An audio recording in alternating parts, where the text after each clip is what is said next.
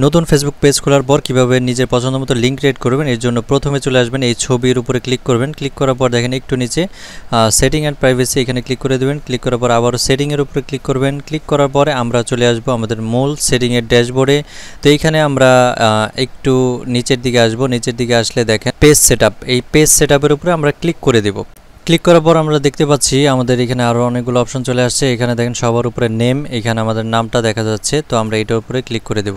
তো এইটার উপরে আমরা যখন ক্লিক করব তখন আমরা দেখতে পাবো প্রথমে আমাদের নেম মানে আমাদের পেজের নামটা আছে, তারপরে দেখেন ইউজার নেম। তো আমাদের কাজটা মূলত এইখানেই, আমরা এইখানে দেখেন সাইডে এডিট লেখা আছে। তো এইখানে ক্লিক করে দেওয়ার পরে ইউজার নেমের এখানে একটা ফাঁকা ঘর আছে। তো আমরা এইখানে জাস্ট আমাদের যে লিঙ্কটা আমাদের এটা কিন্তু খালি আছে, আমরা এখন একটা লিখে দেব আমরা যেমনটা চাই লিঙ্ক দেওয়ার জন্য বা ক্রিয়েট করার জন্য। এরকম একটা লিঙ্ক, এখানে লিঙ্ক বলতে আমরা নাম, যেমন আমাদের পেজের নাম দেওয়া আছে সাজ্জাদ শাওন, সেক্ষেত্রে আমরা এইটাই লিখছি। লেখার পরে দেখেন এই যে দেখেন আমি যদি এটা নিতে পারি সেক্ষেত্রে এখানে কিন্তু সবুজ চিহ্ন আসতো, কিন্তু এখানে দেখাচ্ছে যে আমি এটা নিতে পারবো না, ক্রস দেখাচ্ছে। কারণ হচ্ছে অলরেডি এরকম নামে কেউ একজন পেজ লিঙ্ক ক্রিয়েট করেছে।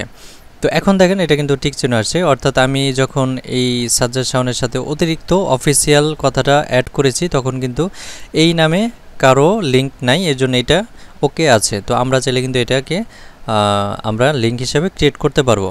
তো আমরা এটাই কনফার্ম করছি। আমরা যে কারণে এখন যেটা করব সেভ চেঞ্জ এখানে ক্লিক করে দেবো। এখানে এটাই আমাদের লিঙ্ক হিসেবে সেট হয়ে যাবে। তো আমরা ক্লিক করে দিলাম। ক্লিক করে দেওয়ার পরে দেখেন আমাদের ফেসবুক আইডির যে পাসওয়ার্ডটা আছে এটা কিন্তু এখানে চাইছে, এটা অবশ্যই দিতে হবে। যে অবশ্যই আমি প্রকৃত মালিক কিনা এটা যাচাই করার জন্য পাসওয়ার্ড দিয়ে সাবমিট করতে হবে।